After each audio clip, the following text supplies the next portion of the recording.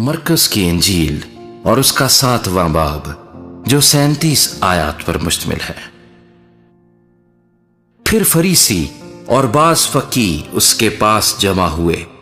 वो यरूशलेम से आए थे और उन्होंने देखा कि उसके बाज शागिर्द नापाक यानी बिन धोए हाथों से खाना खाते हैं, क्योंकि फरीसी और सब यहूदी बुजुर्गों की रवायत के मुताबिक जब तक अपने हाथ खूब धो न लें नहीं खाते, और बाजार से आकर जब तक गुस्ल न कर लें नहीं खाते, और बहुत सी बातों के जो उनको पहुंची हैं पाबंद हैं, जैसे प्यालों और लोटों और तांबे के बर्तनों को धोना।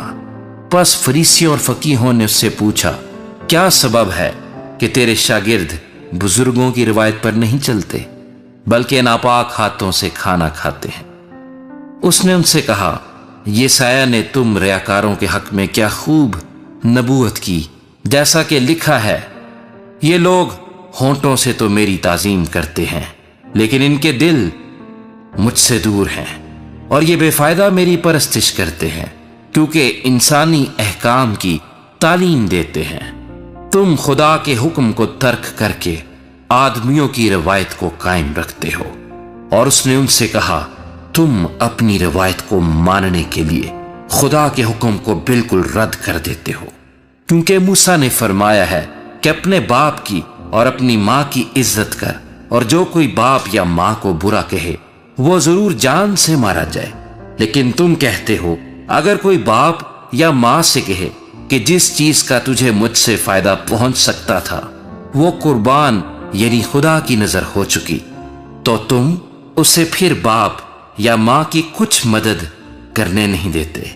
यूं तुम खुदा के कलाम को अपनी रवायत से जो तुमने जारी की है बातिल कर देते हो और ऐसे बहुतेरे काम करते हो।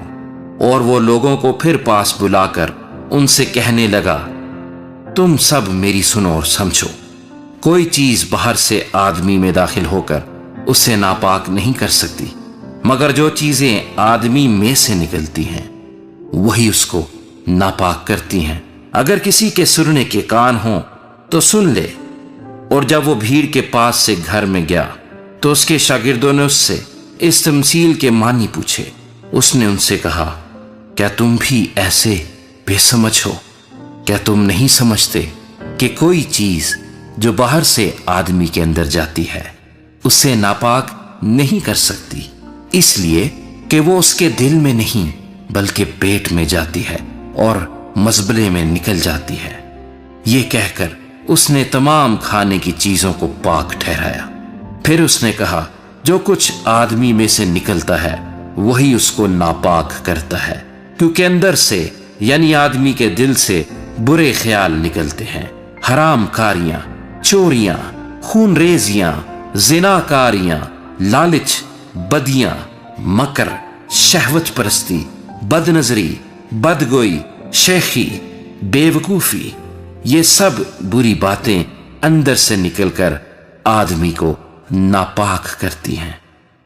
फिर वहां से उठकर सूर और सैदा की सरहदों में गया और एक घर में दाखिल हुआ और ना चाहता था कि कोई जाने, मगर पोशीदा ना रह सका, बल्कि फिलफौर एक औरत जिसकी छोटी बेटी में नापाक रूह थी उसकी खबर सुनकर आई और उसके कदमों पर गिर पड़ी। ये औरत यूनानी थी और कौम की सूरफेनी की।